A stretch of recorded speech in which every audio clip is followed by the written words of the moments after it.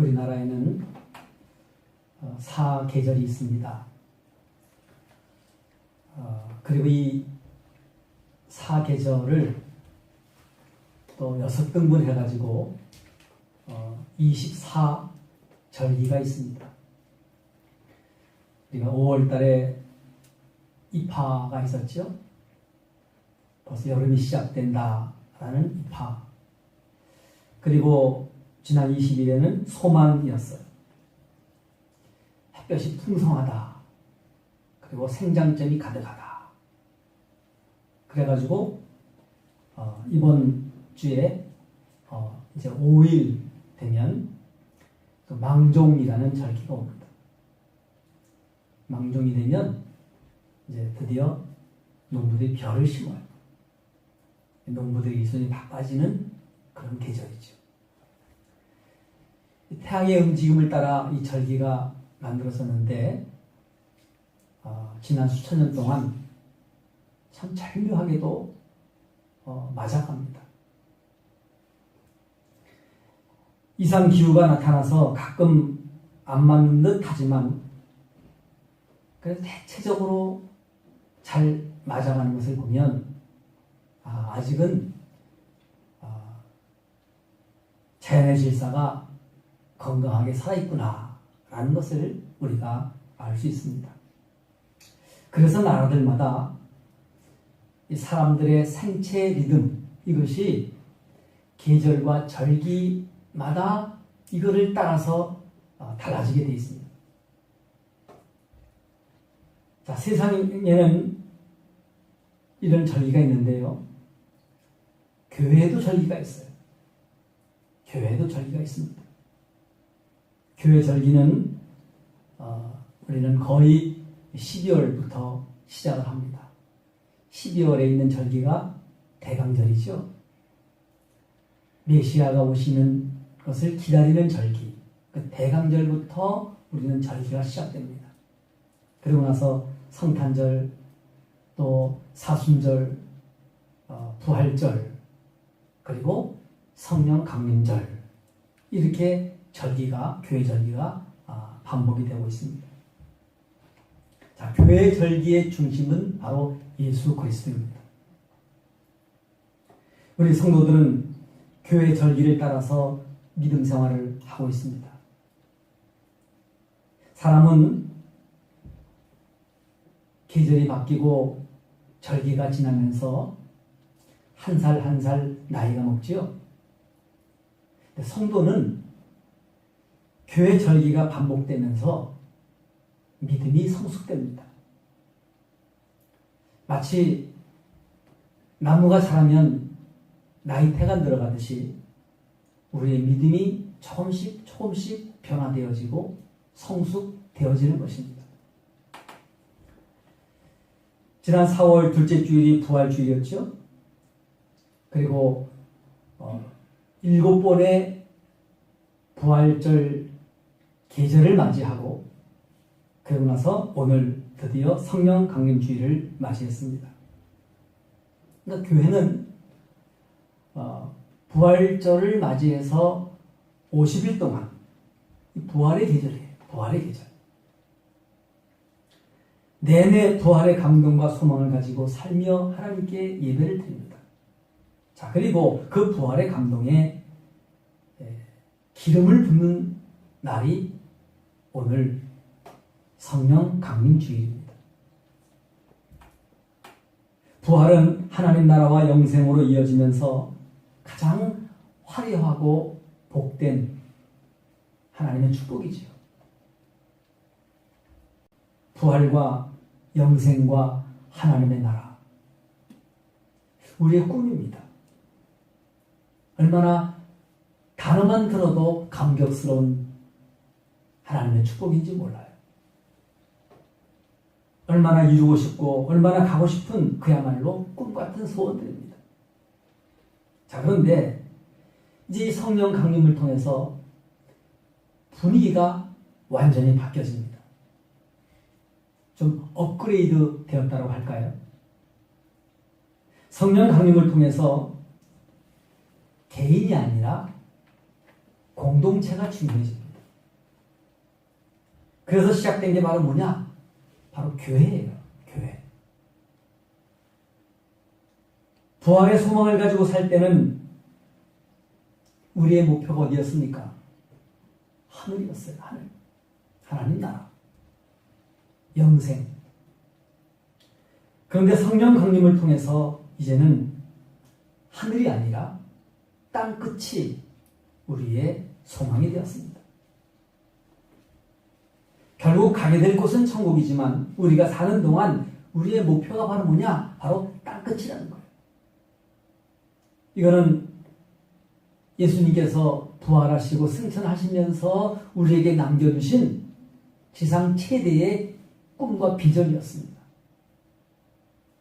땅 끝까지 이르러 내 증인 되어라. 그래서 땅 끝을 보면서 선교라는 것이 생깁니다. 이방 땅에 복음을 전하려고 하는 선교라는 것이 그래서 생긴 거예요. 그러니까 성령 강림은 성도들의 믿음 생활에 엄청난 변화를 가져온 출발점이라고 할 수 있는 것입니다. 자, 예수님 부활하셨어요? 그리고 부활하신 후에 40일 후가 바로 예수님이 승천하셨습니다. 그리고 하늘에 오신 후에 열흘 있다가 성령이 오신 거예요. 성령 강림. 부활하신 예수님께서 40일 동안 제자들에게 11차례 나타나신 후에 감람산에서 사람들이 보는 가운데 하늘로 올라가셨습니다. 자, 그리고 우리가 고백한 대로 하나님 우편에 앉아 계신다. 그렇게 우리가 신앙 고백하죠. 부활하신 예수님이 하늘에 오르시는 이 승천 사건, 하늘에 오르시는 사건, 이거 신학적으로 굉장히 중요한 의미가 있는 거예요. 먼저 십자가와 관련해서 제자들이 예수님을 마지막 본 것이 십자가였습니다. 힘없이 잡히셔서 십자가에서 손과 발에 못이 박히고 온갖 수모를 당하면서 죽어가는 그 스승님 예수님을 바라보면서 제자들의 마음은 어땠을까요? 아마 두려웠을 것입니다. 그리고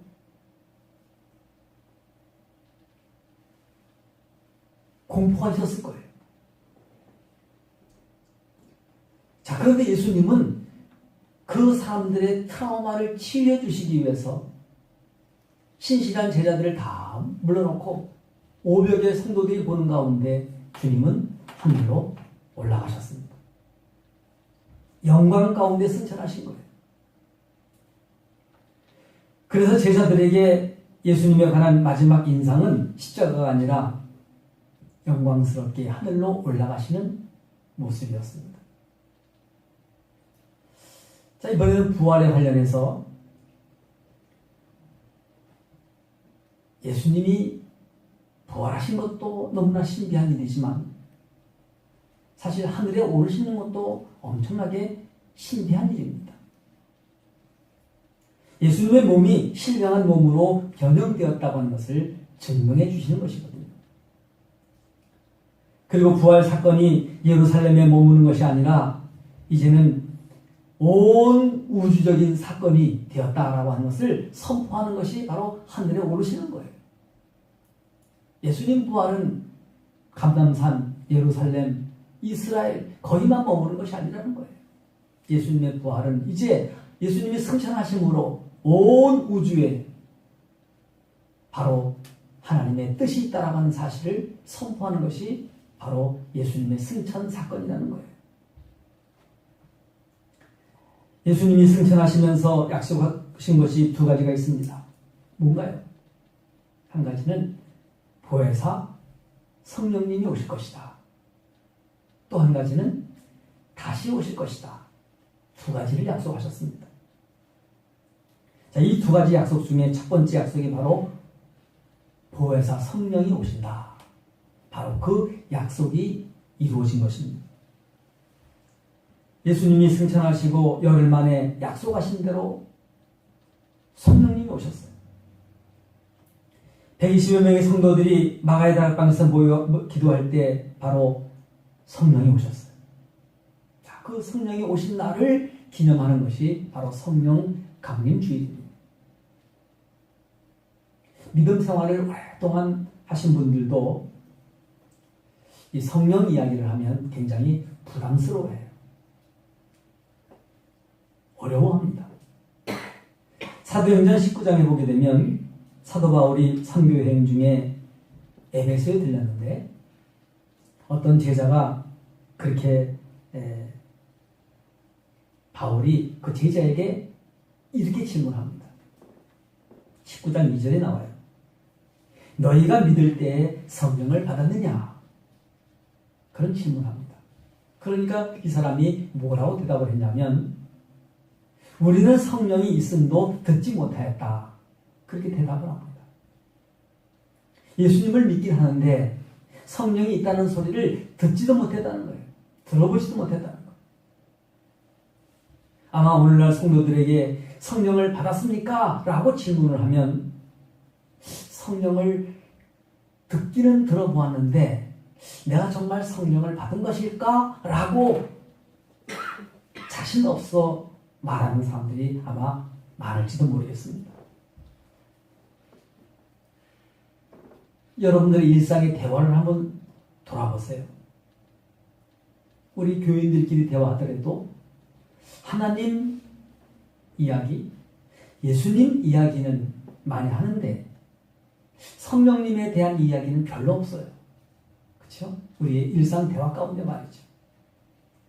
그만큼 성령에 대해서 잘 모른다는 것을 의미합니다.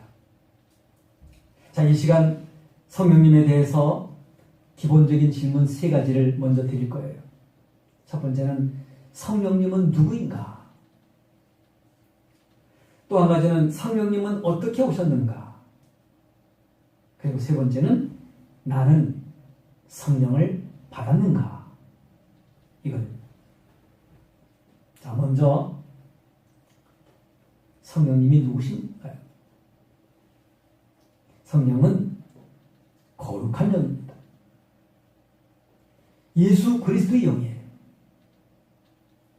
육신으로 오신 예수님이 십자가와 부활을 통해 구원 사역을 이루셨습니다. 이제 그 구원을 마지막 날까지 구원의 완성을 이루시기 위하여 바로 성령으로 오신 거예요. 하나님께서 세상에 오신 방법이 역사적으로 3가지가 있습니다. 첫 번째는 하나님이 어떻게 이 세상에 오셨나요? 아기 예수로 오셨죠. 메시아, 육신의 몸을 입고 이 땅에 오신 사건, 성육신 사건이라고 그러죠. 메시아로 오신 성육신 사건. 첫 번째, 하나님이 세상에 오신 사건입니다. 자, 두 번째는 성령으로 오셨습니다. 그게 성령 강림이에요. 하나님께서 이 땅에 오신 두 번째 사건, 성령 강림. 보혜사 성령으로 구원의 완성을 이루기 위하여 성령이 오셨습니다.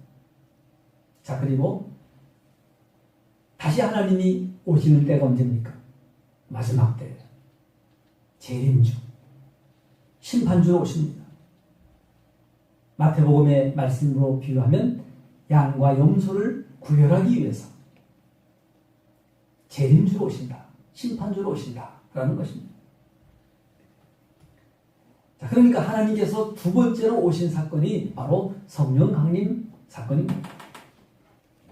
자, 그러면 성령님이 어떻게 오셨습니까?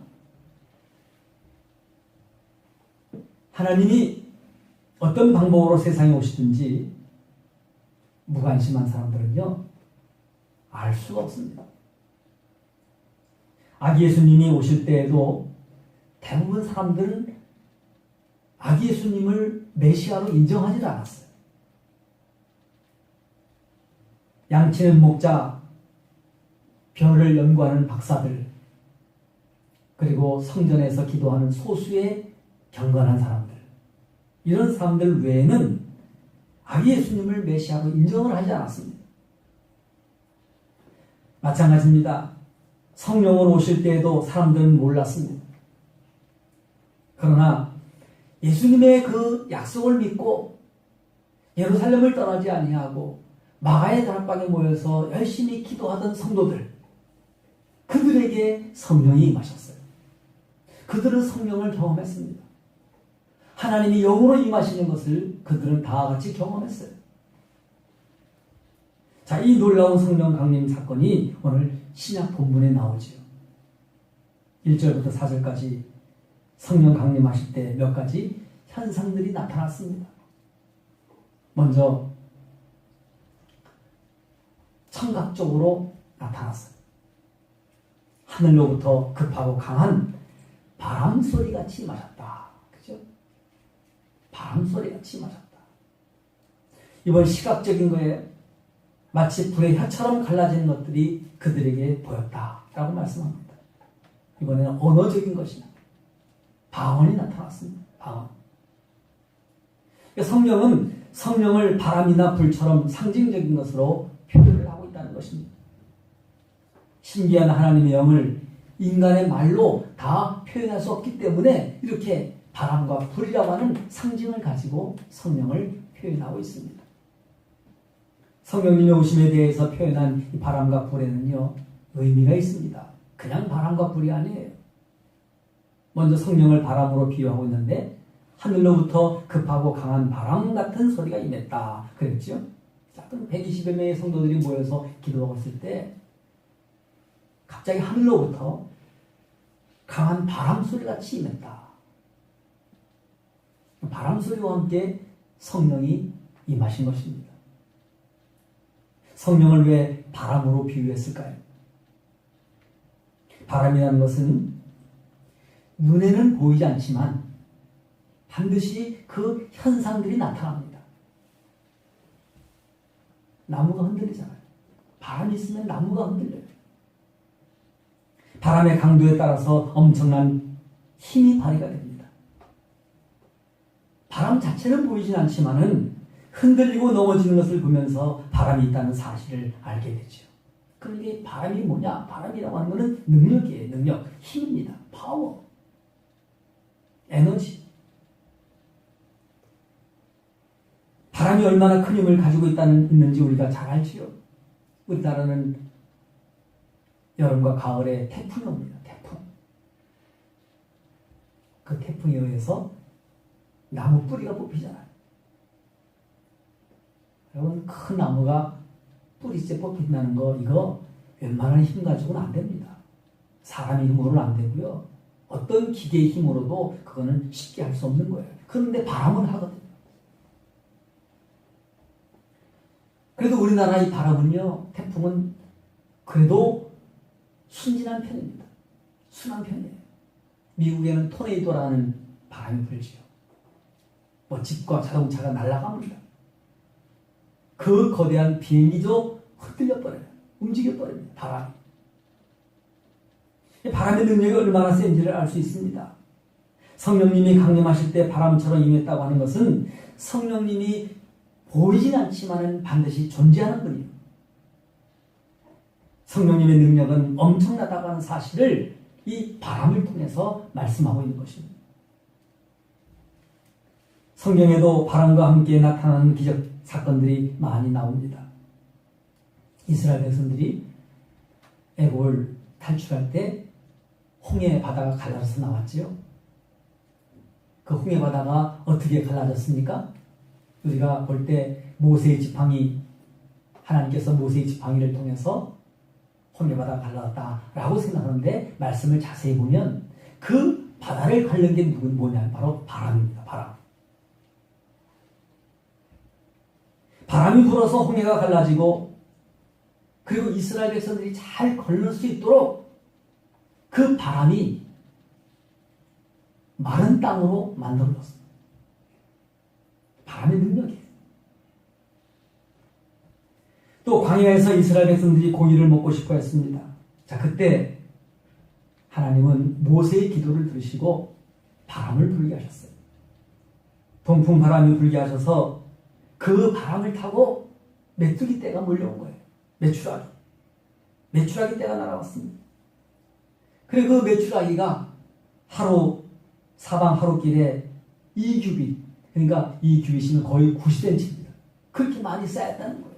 자, 그거를 이스라엘 백성들이 이제 이동할 양식으로 먹게 되었던 것입니다. 그렇습니다. 바람은 능력이에요. 바람 같은 성령은 능력을 말합니다. 자, 성령이 삼손에게 임했을 때 삼손에게 나타난 것은 무엇입니까? 바로 힘이었습니다. 삼손의 힘. 성령의 능력이에요. 성령이 다윗에게 역사하실 때 다윗은 수금을 타는 능력을 통해서 악한 영을 쫓아내는 그런 영을 받았습니다. 물맷돌 하나 가지고도 골리앗을 쓰러뜨리는 그런 힘, 그게 바로 성령의 능력이었어요. 다윗의 힘이 아닙니다. 성령의 능력이었습니다. 성령께서 솔로몬에게 역사하시니까 솔로몬에게는 지혜가 임했습니다. 선지자들에게 역사하실 때 바로 선지자들에게는 말씀의 선포의 능력을 허락해 주셨습니다. 신약에 와서 사도행전 3장에 보게 되면 바로 이 성령이 베드로에게 임하니까 베드로가 어떻게 했습니까? 안진뱅이를 잡아서 일으키는 역사를, 평생 걸어본 적이 없는 이 안진뱅이를 은과 금은 내게 없지만 예수 그리스도의 이름으로 걸어라 하니까 바로 그 환자가 일어나지 않습니까? 이 바로 성령의 능력이에요. 사도 바울에게 성령이 역사하시니까 어떤 일이 일어났습니까? 바로 전도의 역사가 나타납니다. 전도의 능력이 나타난 겁니다. 가는 곳마다 교회를 세우고 가는 곳마다 복음이 전해지는 역사가 나타났다는 것입니다. 그러니까 성도가 믿음 생활 잘 하려면 어떻게 됩니까? 바로 성령님의 인도하심과 도우심을 받아야 하는 것입니다. 그래서 보혜사 성령님이에요. 교회가 건강하게 세워지기 위해서도 돈이 있다고 되어지는 것이 아니에요. 목사가 능력이 있다고 되어진 것도 아닙니다. 단순히 성도가 많다고만 되어진 것도 아닙니다. 성령님의 도우심을 받아야 돼요.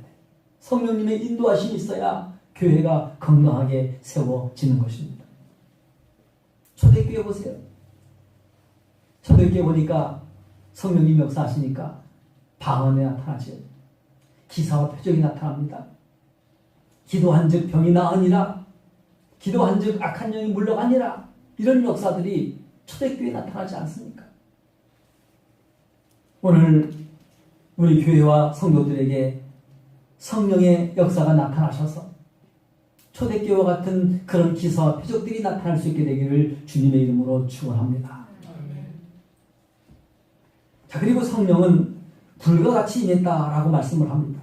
3절에 나오지요. 마치 불의 혀처럼 갈라지는 것들이 그들에게 보여 각 사람 위에 하나씩 임하여 있었다라고 말씀합니다.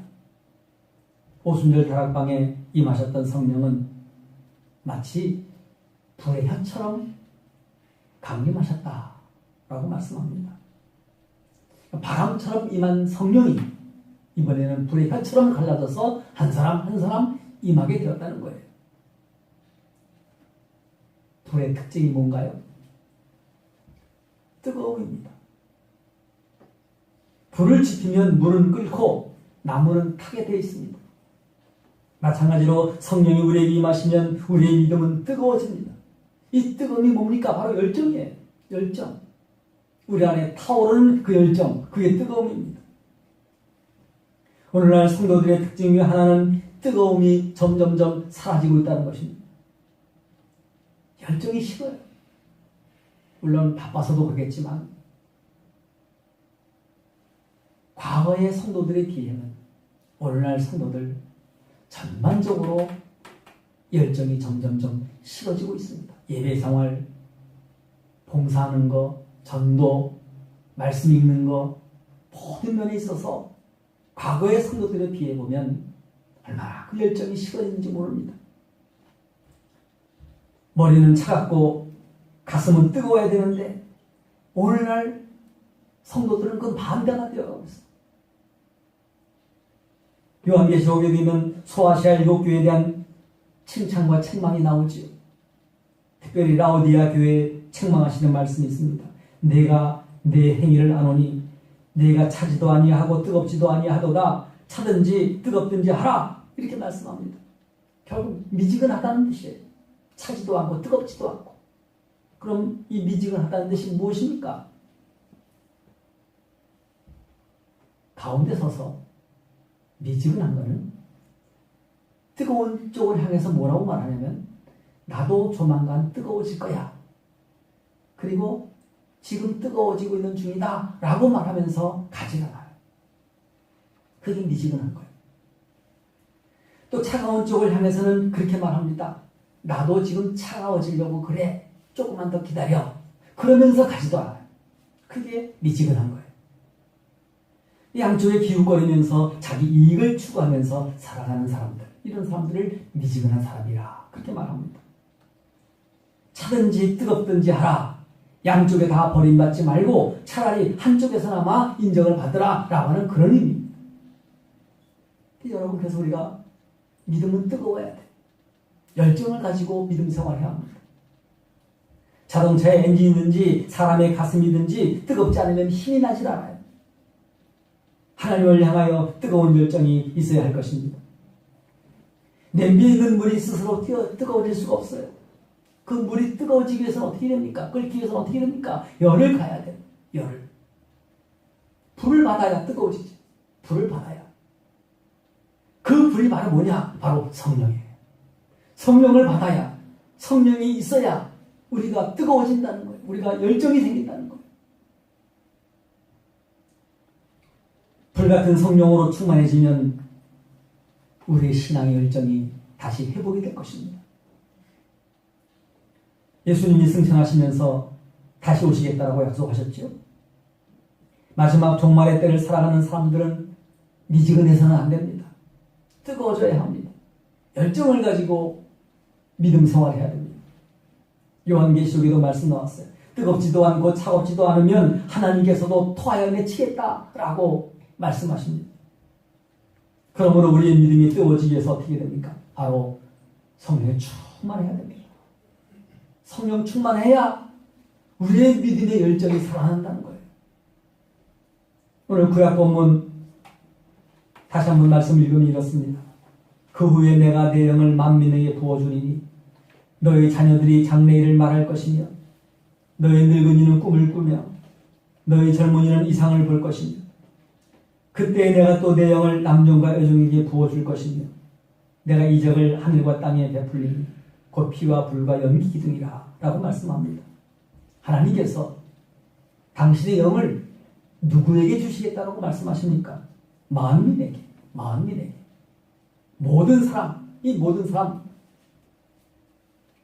구체적으로 말씀하면 성령을 사모하는 모든 사람들에게.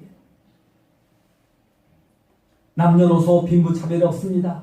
늙은 사람이나 젊은 사람이나 남자나 여자나 할 것 없이 부어주시겠다고 합니다. 그것도 부어주시되 가득 부어주시겠다라고 말씀하십니다. 그 가득 부어주시는 게 뭡니까? 바로 성령 충만이에요. 여러분들은 믿음 생활하면서 무슨 힘으로 믿음 생활하십니까? 지치지 않고 주의를 감당할 수 있는 그 동력이 무엇입니까? 사람인가요? 아닙니다. 사람 때문에 하는 일은 금방 실증이 나고 맙니다. 금방 넘어지고 말아요. 취미나 재미 때문에 합니까? 아닙니다. 그것도 오래 갈 수 없어요. 그것도 때로는 잠깐 필요할지는 모르지만 그러나 우리가 지치지 아니하고 믿음 생활을 끊임없이 감당하기 위해서는 다른 거 없습니다. 성령 충만해야 돼. 성령 충만해야 돼. 그래야 우리의 믿음이 지치지 아니하고 우리의 믿음이 넘어지지 아니하고 우리의 믿음이 시험되지 아니하고 마지막 달려갈 길을 잘 감당할 수 있는 그 동력이 될 수 있다는 사실입니다. 성령 충만하면 교회에 오는 것이 신이 나고 예배드리는 것이 감동적일 것입니다. 성도들 만나는 것이 기쁠 것입니다. 함께 교제하고 밥 먹는 것조차도 기쁠 것입니다. 봉사하는 것이 즐겁고 섬기는 것이 오히려 감사할 수 있습니다. 바로 이게 뭡니까? 성령 충만한 성도의 삶이에요. 성령의 불을 받으십시오. 성령 충만하십시오. 믿음의 열정이 회복되어지십시오. 바로 우리의 믿음이 건강하게 그리고 지치지 않기 위해서는 사람의 힘으로 하는 것이 아니라 지식을 따라 취미를 따라 하는 것이 아니라 바로 성령의 능력을 감당해야 그 성령 충만함으로 우리가 믿음 생활을 온전히 감당해 나갈 수 있게 될 것입니다. 마지막으로 어떤 사람에게 성령이 임하십니까? 오늘 신약 본문에 보게 되면 초대교회 성도들처럼 기도하는 자에게 성령이 임하십니다.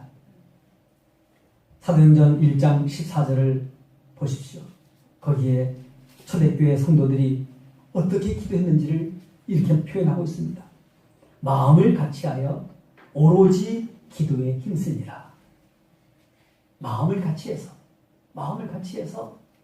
오로지 기도에 힘썼다. 그게 초대교회 성도들의 기도의 삶이에요. 기도의 자세입니다. 마가의 다락방에서 120명의 성도들이 기도하던 자세가 바로 이랬을 거예요. 오로지 기도하기를 힘씁니다. 예수님이 약속하신 그 보혜사 성령을 기다리면서 예루살렘을 떠나지 아니하고 마가의 다락방에서 오로지 기도에 힘쓰므로 그곳에 성령이 바람같이 불의 혀같이 임하셨므로 그들이 성령 충만하게 바닥에 되었던 것입니다. 기도는 나의 욕심을 채우는 도구가 아닙니다. 기도의 본질이 뭡니까? 기도의 본질은 주님의 약속을 기다리면서 하나님의 뜻을 이루기를 간구하는 자의 부르짖음이에요. 그게 기도의 본질입니다. 물론 기도라고 하는 것은 내 소원을 하나님께 아뢰기도 하는 것이 기도입니다. 그러나 그 기도의 본질은 나의 뜻이 아니라 아버지의 뜻이 이루어지는 것. 주님의 약속하심을 기다리는 것. 그래서 그거를 사모하며 부르짖는 것. 그게 기도의 본질이에요. 기도는 영적으로 깨어있다는 증거입니다. 기도는 하나님과 대면하는 시간입니다. 그래서 이 기도는요, 성령의 통로가 됩니다. 기도하는 자에게 성령이 임하십니다. 그러므로 기도하면 성령이 임하시고 바로 그 기도의 깊이에 따라 성령이 충만하게 역사하시게 된다는 사실입니다. 우리 교회가 초대교회 마가의 다락방이 되어서 온 성도들이 함께 기도할 수 있게 되기를 주님의 이름으로 축원합니다. 마음을 같이하여 오로지 기도에 힘씁니다. 혼자 하는 것도 귀하지만 마음을 같이해서 기도하는 것이야말로 지치지 아니하고 오래 기도할 수 있고 그 기도의 분위기를 따라서 성령이 충만하게 역사하시는 그 분위기가 바로 마음을 같이 해야 됩니다. 성도들이 같이 마음을 모아서 기도해야 돼요. 새벽에도 좋습니다. 금요일도 좋습니다. 수요일도 좋습니다. 아니면 시간을 정해놓고도 좋습니다. 그리고 온 성도들이 같이 마음을 합해서 함께 기도하는 것. 그런 공동체에 바로 성령이 임하실 것입니다. 성령이 바람같이 임하실 것입니다. 바람같이 임하시는 성령을 통해서 바로 기사와 표적이 나타날 것입니다. 불같이 임하시는 성령을 통해서 우리의 신앙이 회복될 것입니다. 열정이 회복될 것입니다. 초대교회만 보더라도 성령님은 아무에게나 그냥 임하는 그런 분이 아니에요. 성령을 사모하며 기도하는 자에게 임하셨다는 사실을 우리는 초대교회를 통해서 분명하게 볼 수 있습니다. 예수님의 약속을 믿고 기도하는 자에게 성령이 임하신다는 사실, 바로 성령 강림 주일에 이 말씀을 깨닫고 우리가 바로 기도하는 자가 되어야 합니다. 우리 교회가 기도하는 교회가 되어야 합니다. 마음을 같이 해서 오로지 기도하는, 오로지 기도에 힘쓰는 그런 교회가 되어서 성령 충만한 교회가 될 수 있게 되기를 주님의 이름으로 축원합니다. 오늘 성령 강림 주일을 보내면서 먼저는 성령님이 어떤 분인지를 우리가 분명하게 알아야 돼요. 성령님이 누구신가? 성령님이 어떤 분인가? 그리고 성령님은 어떻게 임하셨는가? 초대교회 어떻게 임하셨는가? 바람같이 임하시고 불같이 임하셨다는 것이 무엇인가? 그럼 오늘날에도 그것이 가능한가? 그리고 내가 성령 충만한 자가 되어야 돼요. 우리 교회가 성령 충만한 공동체가 되어야 돼요. 그러기 위해서 어떻게 해야 되는가? 바로 마음을 같이하여 오로지 기도에 힘쓰는 공동체. 그런 성도, 그런 사람들에게 성령은 임하시고 그런 사람들에게 바람같이 임하셔서 기사와 표적이 나타날 것이고 그런 성도들에게 불의 혀같이 나타나셔서 우리의 신앙의 열정이 회복되어지는 역사가 나타나게 될 것입니다.